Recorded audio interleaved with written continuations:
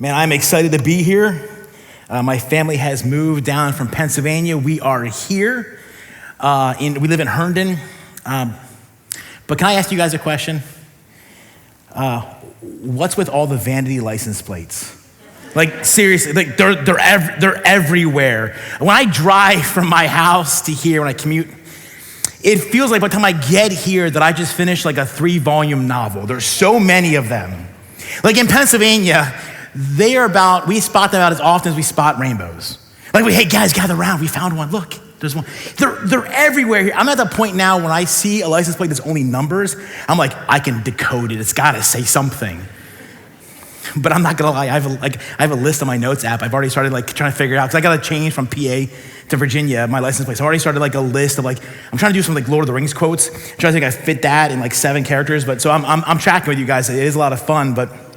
So I'm here this morning. Some of you guys might have met me yet. Some of you guys, a lot of you I don't think know me. So I thought I'd start out by just sharing a little bit about me. So I come from a very large and loud Italian family. I use my hands a lot. I'm Italian, so I do use my hands a lot when I preach. They kind of go all over the place. I can't control them. I'm sorry. And when I get excited and when I get pumped up, I talk really fast. So buckle, I'm really passionate, really excited about the message this morning. So I'm going to be speaking at a high rate. Something else about me and my family is that I grew up in a family of movie nerds.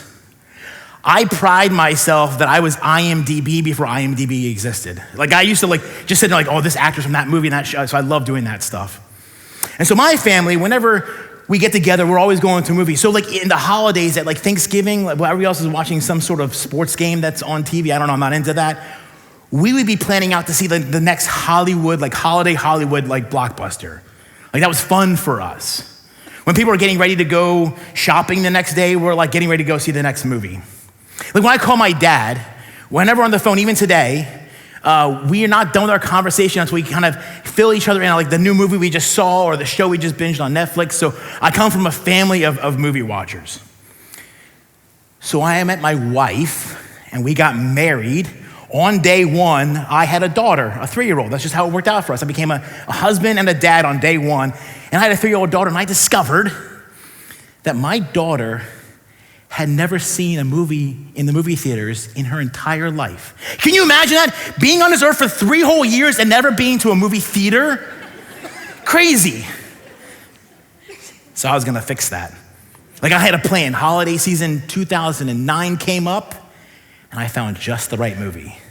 So I was excited. I packed us up. We went to the movie theater, got in line. We ordered popcorn. I got the extra large thing of popcorn. I made sure the butter's layered throughout. That's the only way you can do it. You gotta make sure it's layered throughout. I want to leave and see a butter stain on my pants. It has to be there. I want a lot of butter on my popcorn. I got 2 supersized root beers. Not 1 root beer with 2 straws. No, I'm doing it upright. I got 2 root beers, 1 for my little 3-year-old. It was so cute because the cup was the size of her. Sitting in her lap, she had hold of her hands. And I even splurged the $4 extra per ticket to see the movie in 3D. I'm gonna do it right. It's morning, we got those 3D glasses, the red and blue ones. Put my face, we're all excited to go. We're gonna watch this movie, first movie experience ever in 3D. So we got in the movie theater, we found our seats somewhere in the middle about there, and we sat down. I made sure that there was no big guy with a really large head or a Marge Simpson kind of haircut in front of us, make sure it didn't get in the way. So we sat down, we threw on our glasses, and we watched as the introduction for this movie came on in 3D right at our faces. Jim Carrey's A Christmas Carol. So some of you guys are making some noises because you kind of know where this is going, but at least I wrote in my notes, let me get there, okay? So we're sitting there. So if you have seen this movie, there's a moment in the movie where Scrooge is walking up to his house, and as he gets up to the door, he drops his keys. And so he goes down and he picks up his keys, and in that moment, as he's down here, the door knocker, it morphs, it mutates, it changes into the grotesque, mummified face of Jacob Marley. And that popped out in 3D. And so in that moment, when that ghost screamed, my daughter screamed, and I realized this is not a good movie to introduce a 3-year-old to. I didn't know, but I know now. And so my dad reflexes kicked in. I tore off the glasses off her face, and she calmed down. She settled. She wasn't afraid anymore.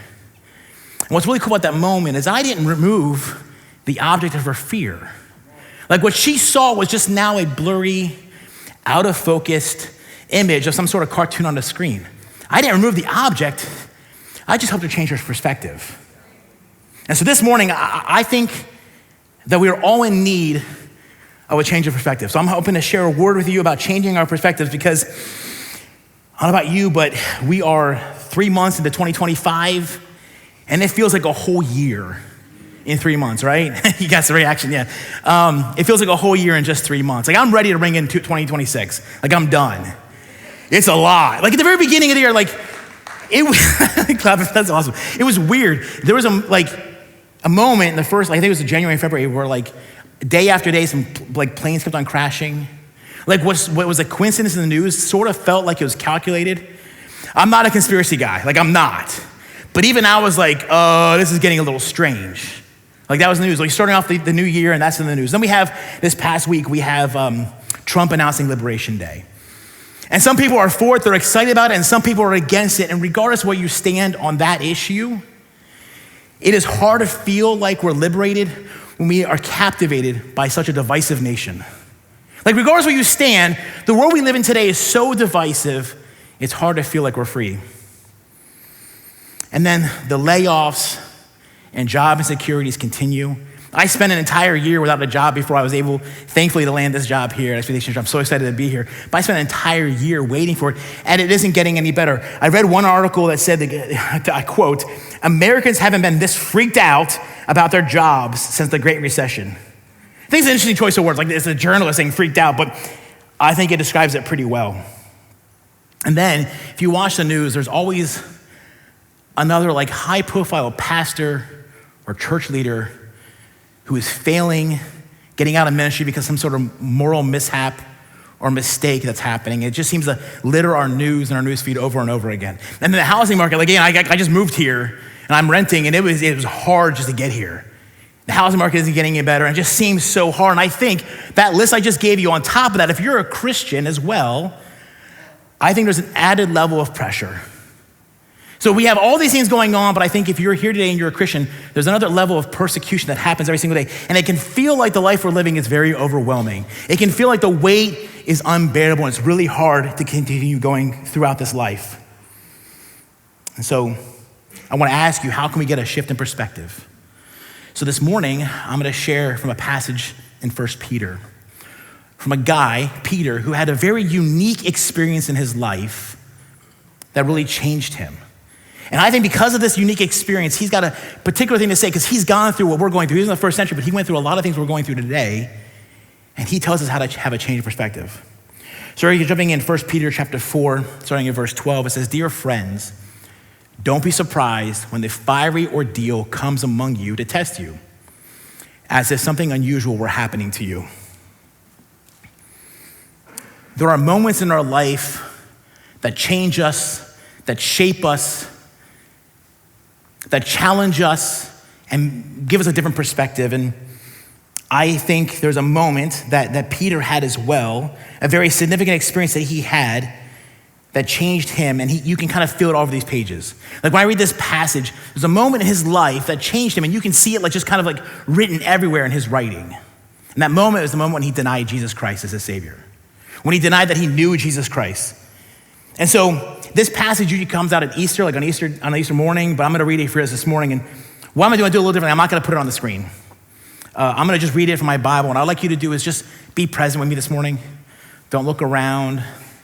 Don't think about what you're doing this afternoon or what last week was like or what next week is gonna be like. Just be here. Center yourself. If it helps you, put both feet on the ground. Put your hands in your lap. Take a deep breath in and out. And imagine yourself in a crowd standing by a fire, warming your hands, as I read from Mark.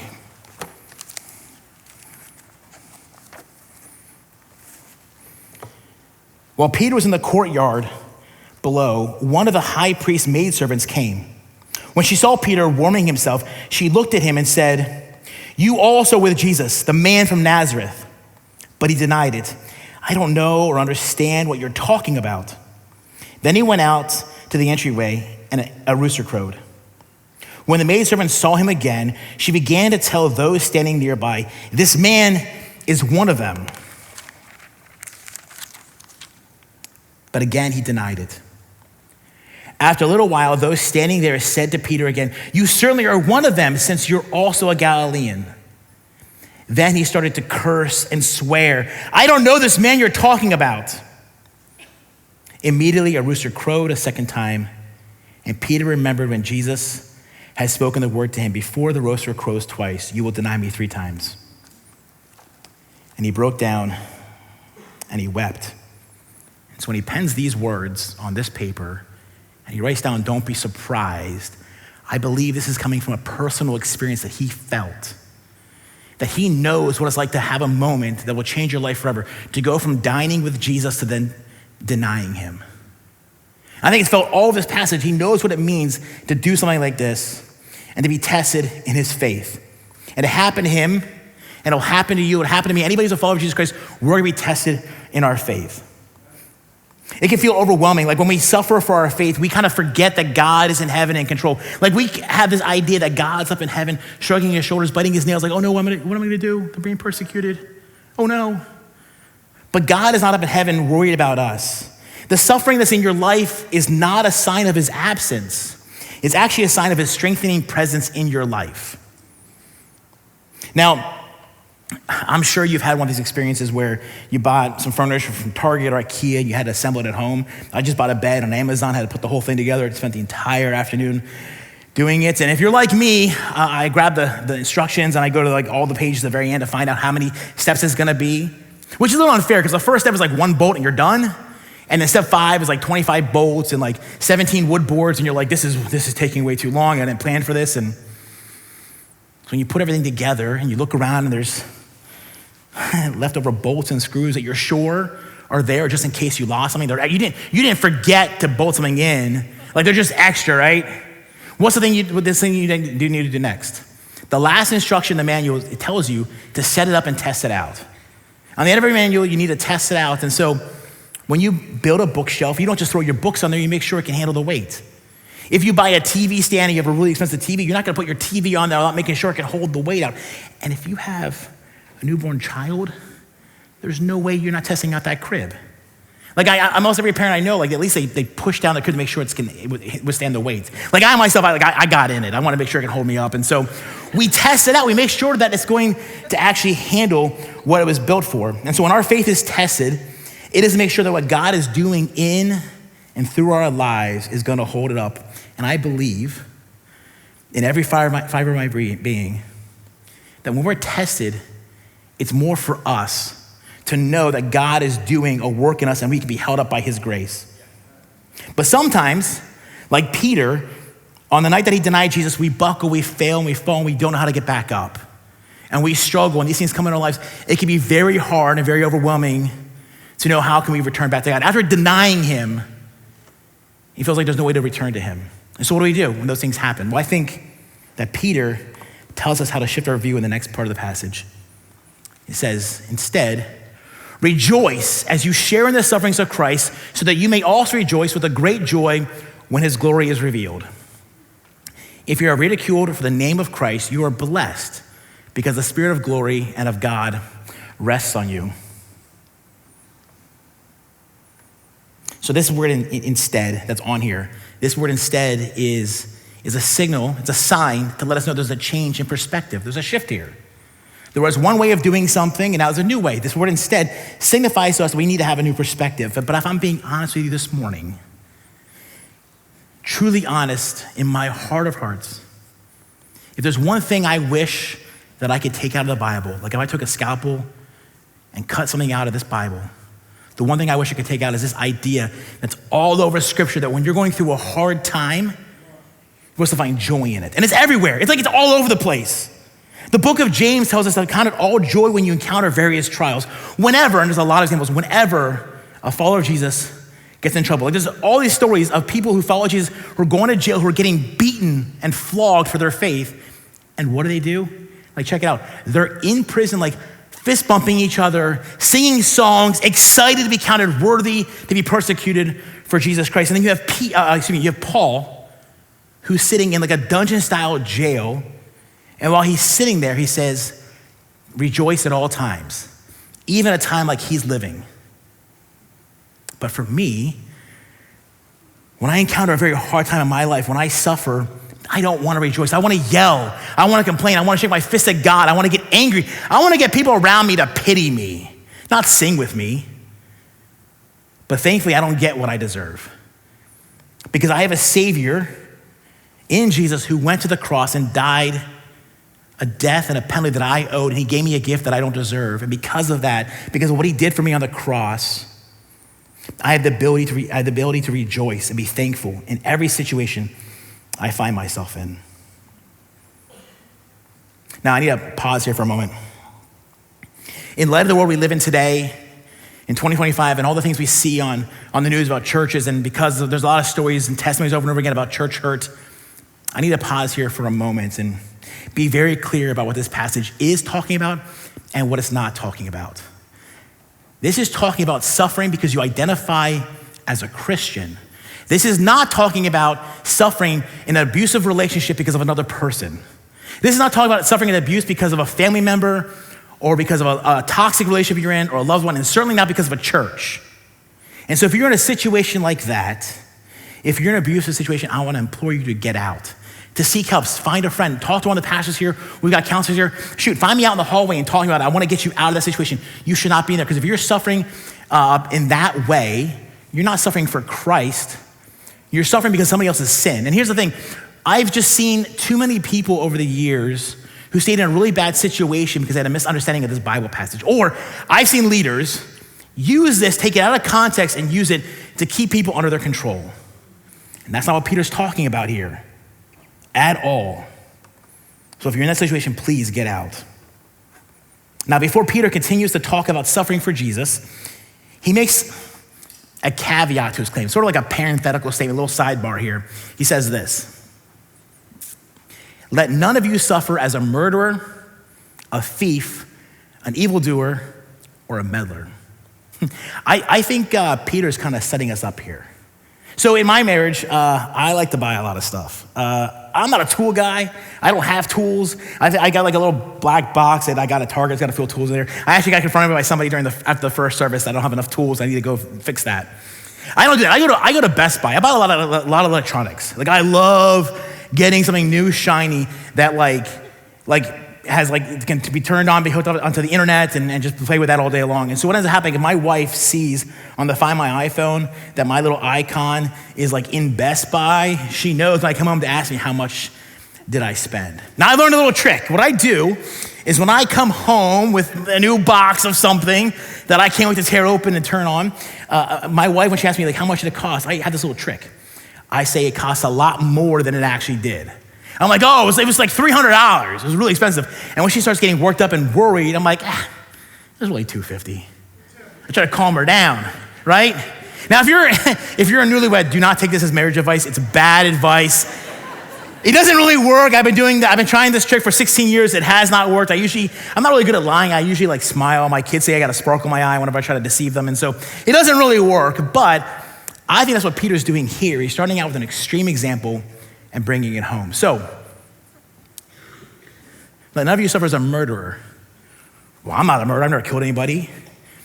And if you're here today and you've done that, this is not like a raise your hand kind of moment. So don't do it. We got cameras around here, so please don't do that. A thief. Well, I did steal a pack of bubble gum. I think I was like 8 or 9 years old, and my dad found out. He made me take it back. And so that was too long ago. It doesn't count. An evildoer. That's vague. That sounds like a Bond villain, right? Like, that's not me, an evildoer. But then he gets to this word, a meddler. And I think that word describes a lot of us in the room today. This idea of being a meddler, I think, is what he's pointing out. Now, probably you have met somebody, and maybe you've done this to yourself. Again, not asking you to raise your hands for this, where you're in a moment, you're in a prayer circle, and you're sharing prayer requests, and you decide to add somebody to your prayer list just so you can let everybody know the drama that's going on, right? That's a meddler. That's a person who's kind of needles the situation, that keeps on doing these sort of things. where you just try to draw some drama by spreading gossip. There's Christians who jump on social media, they throw out a negative comment laced with a few Bible verses and they just log off. That's what Peter's talking about here, being a meddler.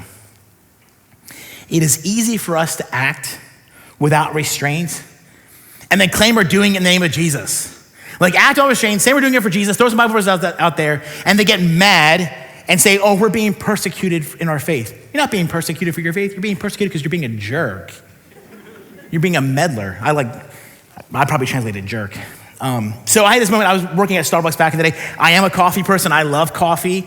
I'll drink boba tea because it's kind of interesting, but I prefer coffee every day. So I used to work at Starbucks, and when I was there, I worked at Starbucks in Hershey, Pennsylvania, and it was in between the Hershey Park, amusement park, and a very large church. I'm not gonna name it today because some of you might be from that area. You might know the church we're talking about. I see some heads shaking, please don't do that. So when I was there working at Starbucks, there was this guy who would come in, a Christian from that church, and he would go around and talk to people while they're enjoying their Frappuccino and try to witness to them. And over again, it would turn into a shouting match. Like he'd be yelling his beliefs in the Bible scripture at them and just being really angry about his faith. And so my manager at the time knew that I was a Christian, and so he would send me in to diffuse the situation. So I'd go over to the guy, put my arm around his shoulder, start talking. I'm like, hey, what's that Bible verse you're talking about? And I just kind of like slowly walk him out the doors. And then from his POV, he thought he was being persecuted for his faith. But I would go back inside, I would get an opportunity to talk to the people that he was shouting at with a kind word or a soft suggestion. And through those conversations with them, they had no idea what he's even saying. All they heard was his anger and his rage. So that's what Peter's talking about when he's talking about being a meddler. And so I'm here this morning to let you guys know that if you are the cause of your suffering, then your faith is centered on you and not on Jesus. If you're causing it, you're setting your faith on you and not Jesus. So Peter draws this line here. He makes a distinction between suffering because of Jesus or suffering because of our selfishness. So Peter continues, but if anyone suffers as a Christian, let him not be ashamed, but let him glorify God in having that name of being a Christian. That name Christian has changed a lot over the years, and in my lifetime, it has gone by a few different names. I remember, like I'm from like the 80s and 90s, and so back in the 80s when I was like, I don't know, 5 or 6, 7, 10, I don't know, when I was a young kid, I remember the name Christian had, people that identified as Christian, like my dad is one of them, they add a few extra words before saying they were Christian. They would say that they were a born-again Christian. Now, as a little guy, I had no idea what it meant. I don't know how you become reborn, but I knew it meant something really important to them. They weren't just a Christian, they were born again. They made that distinction. Now, I'm a 90s kid. I'm a Gen Xer, right? I'm proud of that. Our music was grunge, our sports were extreme, and if you were a Christian, you told people that you were a Jesus freak, right? And not only were you a Jesus freak, you even had a manual written by DC Talk to read it. And some people told me this morning to remind me that Toby Mack actually came from this church, and yeah, hopefully you get a signed copy of that manual, but I had that thing, and if you took it another step, you had a bracelet with a few letters on it that said WWJD. Just make sure that everybody knew that you knew what to do because you did what Jesus would do. I still have a few like in my drawer. I'm hoping they come back someday. I'm gonna wear them again if they ever become cool again. But then in the early 2000s, there was a shift in culture. There was a commercial that came out about being a Mac or an Apple versus being a PC. And then a church made a parody. It was kind of fun, it was kind of interesting. And instead of like talking about being a Mac or a PC, it was like they made the difference between being a Christian versus a Christ follower. And that really kind of got into our language. I'm not a Christian, I'm a Christ follower. I don't have a religion, I have a relationship. And so early 2000s, that's when we started defining ourselves that way. But now in 2025, I think the name of being called a Christian can often feel more like a slur. Like there's a star named Billie Eilish, and if you don't know who I'm saying, if you got gray hair, maybe no hair at all, and you don't know that name, it's okay, I gave you guys DC Talk. But Billie Eilish is a reference more contemporary, more today, more of the young people know this. Billie Eilish is a singer who was in an interview when she asked about her interaction with Christians. She described Christians as being evil and angry, and she called us Satan in our interactions and how Christians interact with her. There are YouTube stars and personalities who spend the whole time like making fun of and mocking the faith that they grew up in. it can feel like it's very hostile out there. If you just spend some time scrolling through social media, I prefer YouTube Shorts. We spend any time on that. It just seems like everybody is angry at Christians. It feels like it's gotten worse. But this feeling, this anger towards Christians has always been around. And I brought receipts. Check this out. There's this picture right here. It's in a plaster wall in a building that's in around the Palatine Hills in Rome. Now, the Palatine Hills is a group of hills that are together in the center of Rome, in the center of the Roman Empire. And in the center of that town is a building, and in that building is a wall with this scratched on it. I'm gonna show you what this actually looks like drawn out. This is the rendering here, actually drawn out, what you saw on the clay, on the plaster. What do you guys see in this picture? There's this man on the side. We know him to be Alexmenos. His hands are raised in worship. He's worshiping somebody on a cross with the head of a donkey. And the words inscribed there translate to Alexmenos worships his God. You can almost hear the mocking tone that was used as this was scratched on the wall, saying like, this Alex guy who worships a so-called God who died like a criminal. This is like some next level bathroom graffiti, trying to mock Alexmenos and his faith and who he worships. It is saying that the guy that Christians follow, this Jesus that claims to be God, failed because he died the most shameful way possible. That's why they use the donkey head, to kind of depict this idea that he just died a dirty, shameful way, like a criminal. That's what's written there. But what's a fun fact about this picture is that this drawing was created about 140 years after Peter wrote this letter. And it is one of our earliest surviving depictions of Jesus on the cross.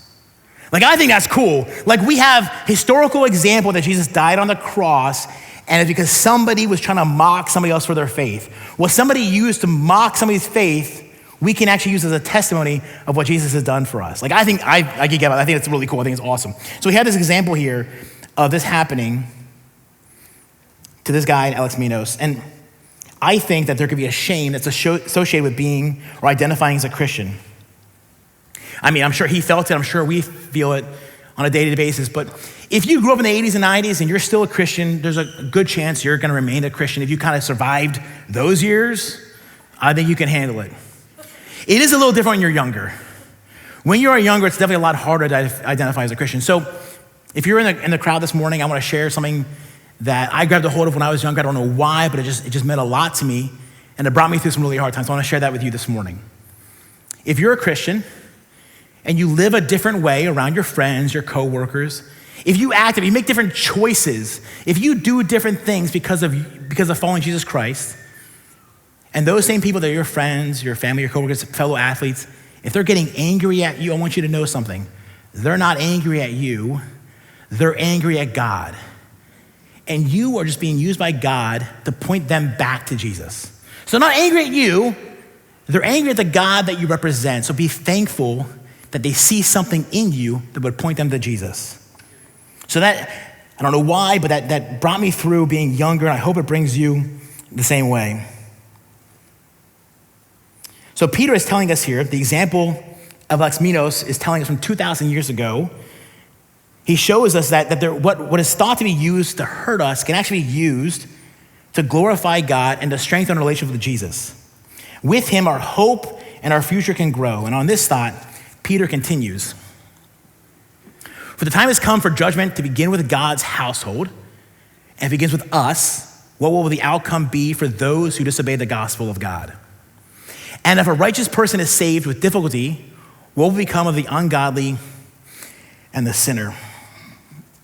Before Peter closes this chapter, he uses this proverb from the Old Testament, quoting Proverbs 1, and he steals some imagery from Ezekiel and from Malachi, and he paints this picture that if those of us who are willing to share in God's glory when he returns, because we share in his suffering in the here and now, the outcome for those who ignore God and the gospel, their punishment will be immeasurably more severe. Or in other words, if God's children must suffer discipline for their sin, how much more would the discipline be for those who hate God and reject his gospel? And I think when we read this passage, we do one of two things. When we read something like this that's kind of hard, that points us to tell us that when people don't follow Jesus, they're headed in a bad direction and they're going to receive judgment. and punishment, when we read this, we do one of two things. We either ignore it because we want to talk about God being love. Like we just want to focus on that attribute. Like, I'm gonna be honest, when I'm reading this passage and I thought about preaching this morning to you guys, I wanted to skip this part. Like it's kind of hard. My first time preaching to Expectation Church, I'm talking about this hard truth. Like I want to skip it. I was kind of thinking like maybe if I just don't put this in here, you guys won't notice the jump in numbers on the verse. Like it's a hard thing to talk about. So we tend to ignore it, or we use it as ammunition to kind of stir us up into an angry frenzy. And we begin to target and go after people who've rejected the gospel in our anger and our hate. I think that a lot of times Christians end up living like they're over in Revelation, like they're the four horsemen of the apocalypse just coming out to like dole out judgment to people that they see that are rejecting the gospel. But I think there's a better way. I think there's a third way. This should motivate us to pray for those who persecute us. Even if we're suffering at their hands, it doesn't matter who they are, if they're a family member, if they're a position of power, if they're the president, if we're suffering at their hands, we should be praying for them. Pray that they would encounter Jesus and believe in his saving work on the cross. I don't know about you, but if the things I go through, when I suffer, if it can bring one person to Jesus, it's all worth it. And so I want to pray. I want to pray that people will be added to the family of God. And so Peter concludes with this. So then, let those who suffer according to God's will entrust themselves to a faithful Creator while doing what is good. Now that moment where Peter was afraid to be identified as a follower of Jesus happened on the same day, and it's in the same chapter as the passage I read earlier. So I'm gonna jump back there because I think we have a better example through Jesus Christ and how he responds to his suffering. So I'm gonna jump back to Mark chapter 4 again. I'm gonna not put it on the screen. I'm gonna read it here in my Bible. Just be present in this moment. Imagine yourself in the garden with Jesus when this happens. Then they came to a place named Gethsemane, and he told his disciples, "Sit here while I pray." That's Jesus talking. He took Peter, James, and John with him, and he began to be deeply distressed and troubled. He said to them, "I am deeply grieved to the point of death. Remain here and stay awake." He went a little farther, fell to the ground, and prayed that if it were possible, the hour might pass from him. And he said, "Abba, Father, all things are possible for you. Take this cup from me. Nevertheless, not what I will, but what you will." Then he came and found them sleeping. And he said to Peter, "Simon, why are you sleeping? Couldn't you stay awake just 1 hour?" So I want to highlight this word. When he says, entrust yourself to a faithful Creator, he has an example from his own rabbi, his teacher, who would be his Savior. He has an example through Jesus Christ, who prayed to the sovereign and true God over all of creation. And in his prayer, in Jesus' prayer, he prayed to remove the suffering that he would be heading to. But a shift in perspective happens. He shifts his perspective, and a shift happened towards God's will over everything. And so Peter is reminded of his own denial and the example he has in Jesus. So how can you and me as Christians continue in this world, continue when suffering becomes too unbearable and feels like it's weighing us down? How do we handle it? How do we continue to go when we want to give up? You can pray and trust. Pray and trust that you're in the hands of a sovereign God. Pray and trust that he will pick you up and carry you. Pray and trust that God who raised Jesus from the grave will bring you through the other side of whatever you're going through right now. And as you pray, I want you to know that your prayer might not remove your problem, but it will relocate your perspective. Your fears might not change. Your problems might not change. The circumstances in your life might not change, but through the grace of Jesus, your perspective can. With the hope and grace found in Jesus Christ, your fears and problems can just become a fuzzy, blurry, out of focus object that means nothing to you, that's out of the way. As the worship band comes up, I want to share with you kind of a closing thought. I don't know the rest of Alex Manos' story. I don't know the life that he lived, but I do know what was written on the room next door. It says this: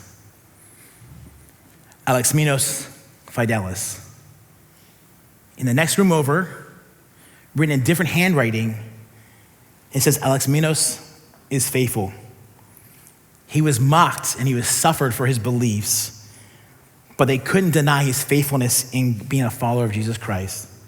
I pray the same to be said for each and every one of us. And I pray that each and every one of us will begin to have a shift in perspective. It is very easy in the world we live in today to get caught up, to doom scroll on the internet and spend a lot of time on YouTube and all those things and see that the world's a very negative place.